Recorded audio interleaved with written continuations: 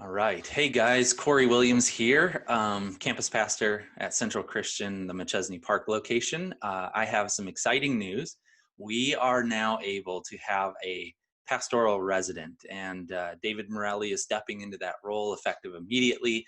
And today I want you to get to know him. So we're going to do a little interview here on Zoom, and we're going to release this online so you can hear more about his story and what he's up to.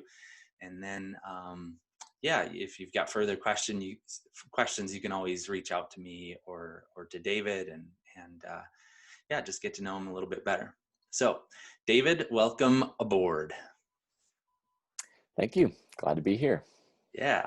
So I'm going to ask you a bunch of questions, and really the format here is allowing people to hear your story, how God's been working in your life and leading you to this moment.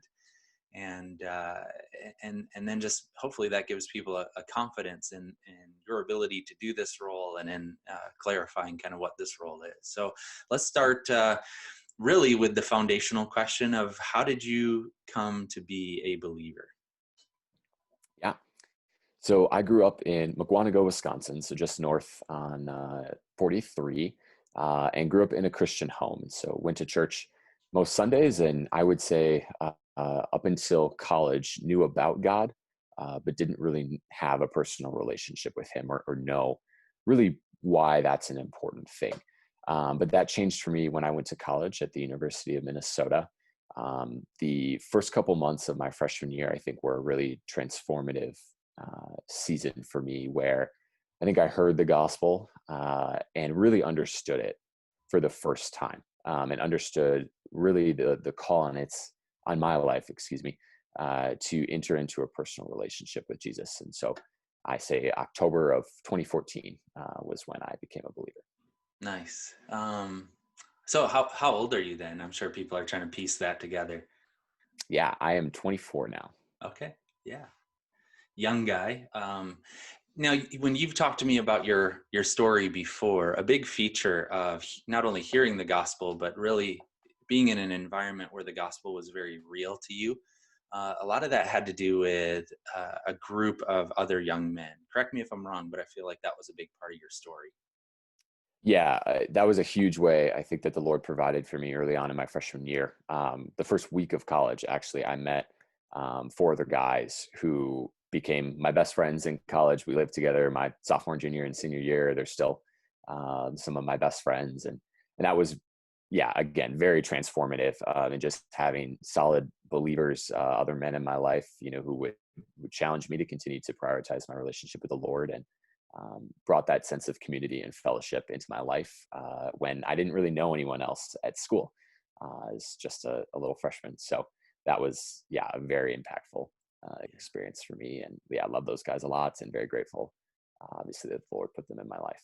Yeah, and I wanted to highlight that just because I love the fact that you do prioritize those relationships. And we as a campus, we want to be about community groups and about people who are doing life, not just hanging out together for an hour on Sunday, but really building a gospel community where people are growing and thriving. And so that feels significant to me.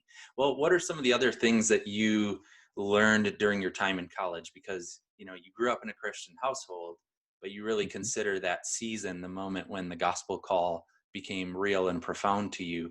And I'm sure then that there was a significant amount of growth that happened. So what are some of the other learnings from that season? Yeah, absolutely. One, I think just learning really how to read the word and how to study it, and really how to use it to understand and learn more about the Lord, how to use it to see my own sin and see the areas in which, the Lord is calling me to change. And that was extremely transformative in developing really just a rhythm with the Lord, of studying his word and time in prayer early on in college. Another huge component was the fact that I was involved in a campus ministry called Cru, or Campus Crusade for Christ. And they were extremely transformative, and just, again, a larger community to do life with at a college campus. People who, again, invested in me. I had disciplers and mentors throughout my 4 years there who poured into me, who taught me more about the Lord, who prayed for me and encouraged me throughout that season. Um, and I think beyond that too, places a large emphasis on mission and being very missionally minded. And I think that was another huge thing that the Lord shifted in me as my life became less inwardly focused and more outwardly focused. And a big part of that, I think, was just in growing a heart for the world and for sharing my faith. That was something that I had the opportunity to learn how to do my freshman year and had opportunities all throughout college. And I think that's a passion that I still have. I still want to see people all across the world come to know Jesus. And so I believe the Lord's given me a passion for evangelism. And I'm excited to see, even in this next year, what sorts of opportunities there are to impact this community. And I think that's why I love the vision that Central has of transforming this community into a Christ-like community. I Yeah. think that's a fantastic thing to shoot for. And I'm excited to see what the Lord does in this next year. Yeah. And so we've got, some different ideas to try to lean into that passion and some fun things. I've been thinking this week about some master class ideas of the basics of sharing faith and things like that you'd be able to make a strong contribution to. So I'm thrilled about that. Now, during that season, not only, if I remember correctly, not only was God cultivating some of those passions of yours, but you were also invested in a local church. You were able to experience what, from my remote perspective, felt like a very healthy church community. So tell me a little bit about that, if you don't mind. Yeah, absolutely. No, they're fantastic. I think the preaching and the pastoral leadership there, again, I would describe it as healthy. I've always appreciated that. I think just with the honesty and the authenticity with which they've led, I've appreciated that. Their teaching is just extremely biblical, very similar to you, expository style, which I think for me that was really the first time I was exposed to that, and I think just with my personality and kind of the way that I learn, I think really enjoyed that. And I think for the first time in my life, again, it was the Lord, moving in my heart as well. But sermons became something I would listen to and reflect on Sundays, and then continue to study throughout the week. And I thought the way that they set that up, how just the depth of the teaching, I think allowed for that experience. And it gave me, things to continue to chew on throughout the week and really, again, continue to reflect upon. And I think the Lord continually worked in my heart beyond that experience, of course, as he does. And it became much more than just a Sunday morning. I go to church because I'm a Christian. I went because, man, I can't wait to study God's word. And again, I was going with some of my closest friends. So there was that sense of community and fellowship as well. And yeah, so very thankful for the church up in Minneapolis and the impact that they had on my life. Yeah, and it was exciting to me to hear about that connection. People involved in parachurch ministry can actually kind of look sideways at local churches and vice versa. And I love that there was kind of that healthy relationship that you had by the grace of God, where you were invested in Crew, but you were also involved with the local church ministry. You were able to kind of evaluate both and see their unique role and their Mhm. unique abilities, and Yeah. be kind of the interplay between the two. So, with that being said, you felt called to do ministry in a pretty unique way. So why don't you tell us about that? Tell us about how you were called into that, and why that was significant for you. Yeah. So my junior year of college, I really started to feel a tug on my heart from the Lord to pursue vocational ministry. And that wasn't something that I had really considered before. So that came as a little bit of a shock. But it just felt like a very clear call from the Lord. Let me interrupt you real quick. Yeah. What were you studying? Okay, so you're at college, but what were Yeah. you actually studying? So a big, I would say, influence in that was we, as a group of students in our ministry, had launched a sharing ministry on campus. And so we would go into the student union every week and share our faith, and just have gospel conversations with students. And so that was very impactful as I really got to hear other people's experiences, got to see more of people's need for Jesus. I saw my own need for Jesus. Obviously, as you're sitting down and you have these shared experiences with people. So that was extremely impactful. But I think a couple verses really stood out to me and I think they're very common when we talk about sharing our faith, but the Great Commission and then Acts 1:8. And I think oftentimes it's easy to hear those and kind of say, yep, the Great Commission. And we write that off a little bit. But I think in that season, what the Lord was really doing was teaching me how that applies to all of us. That applies to, for me, it was whether I choose to, go into physical therapy or vocational ministry, I'm still called to make disciples and to be a witness for Christ. Um, and I think as I continually reflected on that, I think the Lord really used those passages in that season in my life where I was able to do some ministry as a student, to really show me, I think, some gifts and passions and really start to open that door of, hey, have you actually considered this? And I think that was an important question for me was, have you considered ministry? Because I think in college, it's easy to say, well, what are you doing with your life? Well, I'm studying so that I can get a job and make a living, and, kind of, you just try to plan the rest of your life out. And I think what the Lord wanted me to do is to say, have you considered serving me full time as your employment? And that really became a season of, okay, yeah, Lord, I don't know what this is going to look like, but I'm feeling led to say yes to that. And so pretty quickly, then in the spring of my junior year, I got the opportunity to go on a 1-week trip to Paris, France. And it was an opportunity just to learn more about cruise ministry there, and to actually have the opportunity to share my faith with Parisian students. And that had been something I was very excited about. I had felt just a tug from the Lord to go internationally, and see what missions are like, and to really experience, again, just the larger global church. And that was obviously in just the French context. And that week was incredibly impactful. The Lord, I think, broke my heart for the city, broke my heart for its people, and just saw how big of a need there is for Jesus there. And so after 1 week getting back on the plane to come back to America, I knew that the Lord was calling me back there long term. And so Crew offers an opportunity called Stint, and it's a 1-year, basically internship, where you go abroad and get to do ministry with college students in various locations around the world. And so at that point, I felt like the Lord was leading me to come back for another year after I graduated college in 2018, and serve in the location of Paris. Man, that's awesome. Yeah. So you were just doing your thing at college, and God kind of gripped you and caused you to kind of reconsider your calling, in a pretty specific way, and then gave you some opportunities to be exposed to kind of global missions in a post-Christian setting.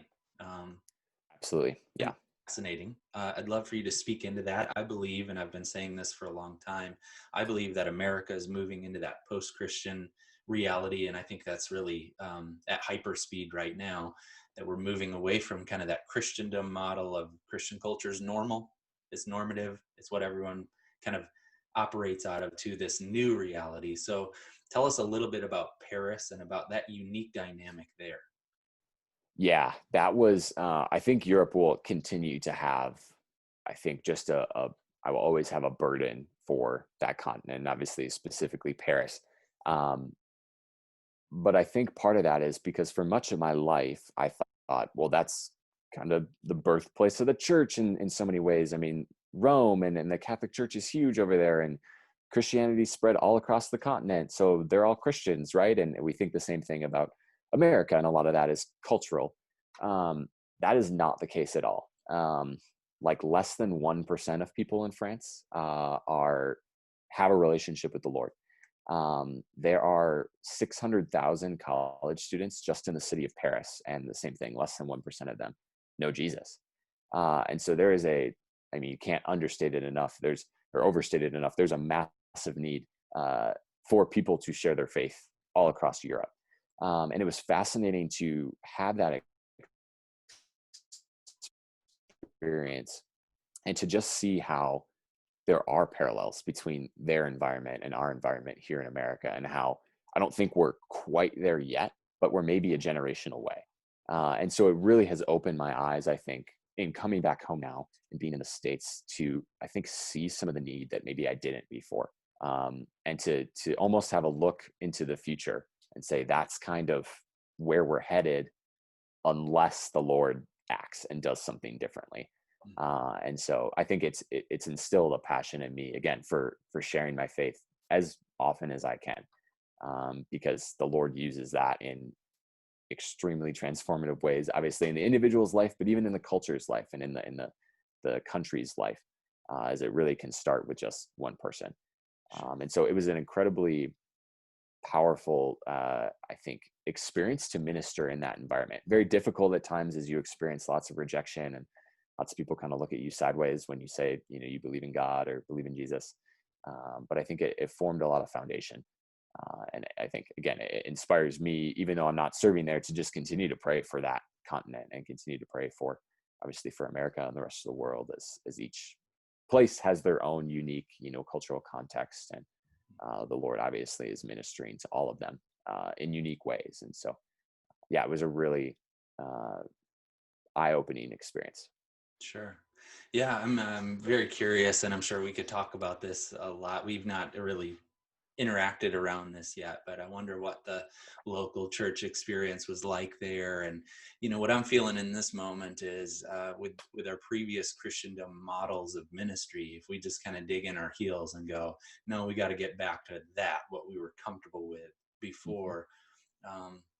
I feel like we kind of lose the opportunity to make some adjustments that make us more really relevant in the moment that we're in right now.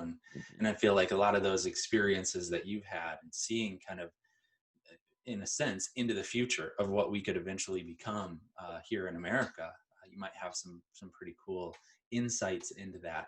Now, what are some of the other things that you had from that experience? You did that not just for 1 year, but you recommitted and did that for years. Yeah, so from the fall of 2018, was over there in August of 2018, and then got back. Well, I would have been there until July of this year, but because of COVID, we got back in late March. So yeah, I mean, other takeaways.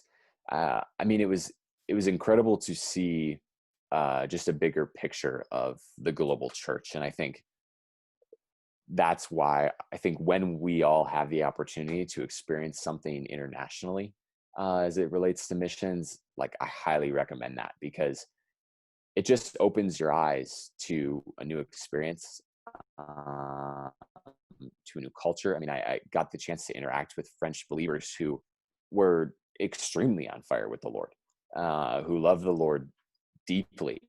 Many of whom often, especially the college students, didn't always know other believers in their life, and yet had such strong, deep faith. And it brought clear, the idea and some of the themes that you read in Revelation of every tribe, tongue, and nation. And I just got to see one small, glimpse of that, obviously just being in Paris. But it was so cool to see how the Lord pursues each and every one of us, and every culture and every nation. And so that was just an incredible experience. Yeah. Obviously had lots of opportunities to share my faith. And that was a challenge in a new culture, speaking French. Learned how to communicate the gospel that way, which was humiliating, not in like an embarrassing way. Sometimes it was, but just in such a humbling way of really being reminded of how the gospel, the Lord speaks to us in our heart language. And so for me to communicate the gospel in English to a French student who maybe is fluent, that still misses some of the impact. And so that was just a very humbling experience to have the chance to do. Another thing that I think was very impactful is we were attempting to build campus ministries at the different college campuses across the city of Paris. And those things really don't exist. Some of that is due to some cultural differences, with just kind of what university looks like for French students versus on an American college campus. But a lot of it has to do with, again, the fact that not many of them know Jesus. And so we were really building things from the ground up. And that was a really cool experience to get to walk with the Lord and try different things and kind of say what's going to work and what isn't.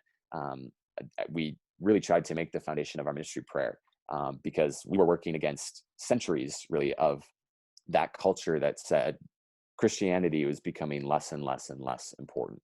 And so we kind of said that every conversation we were having was working against years and years of in some ways oppression, and you're working, against all of those obstacles. But it was so cool to see how the Lord was faithful in providing those things, whether that was another Christian student who would come share their faith with us, or seeing students begin a relationship with Jesus. But I think that experience of getting to build a ministry was really exciting. It was challenging at times for sure. There were lots of obstacles, but it was so cool to just get to walk with the Lord in that and partner with Him. And I think that just gave me a lot of good experience in navigating the culture that you minister in, as I realized the importance of that. And so, again, the things that I did in France may or may not work in America. But I think that's kind of the point of understanding the culture, understanding the people that you're working with. So that's something I'm excited to apply in this context and in this community. Yeah. And, I think that those are assets, if you kind of review your experience and you're building ministries that didn't previously exist. And there's a lot of that with our young congregation of things that we're working on and building and creating. And some of the language we use is we fail forward. You try something, then you do different iterations to make it, more of what the Lord wants. And I love your emphasis on prayer. I think that that's a huge piece. And I love that really the cultural constraints made you consider how you have to work through other people. Like Mhm. obviously you can try to learn, different language and learn kind of the experience of the culture. But I think as we've talked, you've kind of mentioned that part of the strategy really was to give indigenous people, locals there, nationals there, the ability to kind of do ministry on their own. And I think that's going to Yeah. be similar in our case as well. Of you're coming in really as a foreigner, kind of to Mhm. our local community, but you're learning how to empower people to do ministry to their family and friends and loved ones. All right, so coronavirus happens. You're in Paris. You have to rush back home. We don't even know each other yet. So how do we end up Right. here? How do we end up in this conversation of talking about pastoral residency and you being a part of our? Yeah. Yeah. So one of my teammates, while I was over there both years, was Lauren Otto, now my wife. And we got engaged back at the end of February. So it was actually one of the last things, kind of our last like date nights before COVID happened and the city locked down, which is, it's still crazy to think that that was just 6 months ago. And so we had reached out to you because we were hoping that you would officiate the ceremony. And so crazy transition, COVID happens, we're back in the States. And we were hoping to start some premarital counseling with you. And so that was, I think our first session was in May. And so that was when you and I met and had the chance just to get to know one another and kind of set up a little bit of a schedule for premarital counseling. But at that time, the Lord was really working in Lauren and I's life. At that season, we were actually praying and hoping to be able to join staff with crew in the States. Um, and that was kind of what we felt led to from the Lord. But the Lord shut that door. And pretty surprisingly, we really didn't suspect it. And so we kind of, which, is, again, looking back, hindsight, it's kind of fitting for 2020, kind of was like what are we going to do?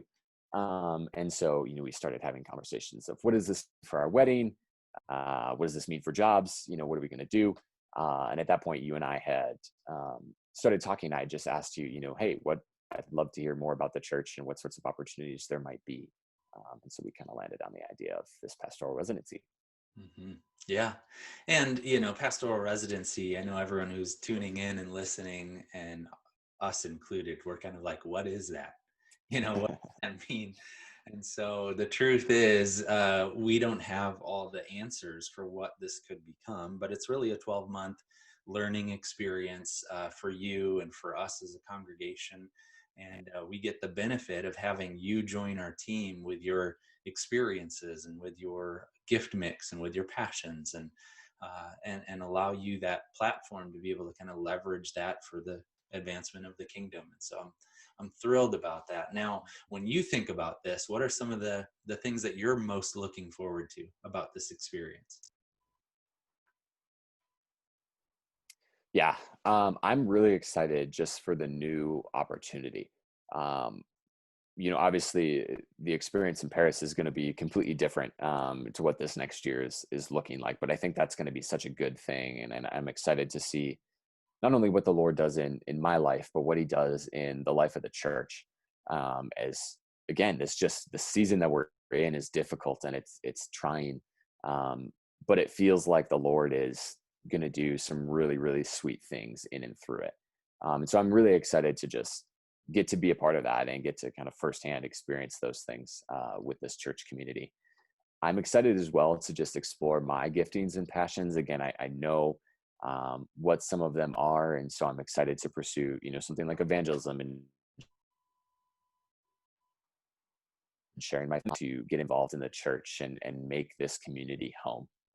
That's just what feels like a big need for all of us right now is that sort of community. And so we're excited to pour into everyone, to have a chance to build that community, to be cared for and poured into as well, and really to develop that family here at McChesney Park. So those are a couple of the things that I'm excited for. Excited to work alongside you, Corey, as well. I I think appreciate that. that'll be a very sweet experience and just getting to watch and learn from you along the way. Yeah, I really appreciate that. And, as a church, we're just thrilled that God has kind of put this in our lap. And we're excited about the opportunity that this season affords us. Like David just mentioned, it is a weird and trying and frustrating season, but God is at work, and David's involvement with our church is evidence of that. And I think that there are some really special opportunities ahead. And so this is a piece of it. David joining our team is a piece of it. But man, as a church, I feel like God is giving me a vision for our future together, and I'm very thrilled to pursue that together with all of you guys, with David and with the rest of the Chesney Park gang. So, David, thanks for jumping on today and doing this interview with me, and thanks to everyone that listened.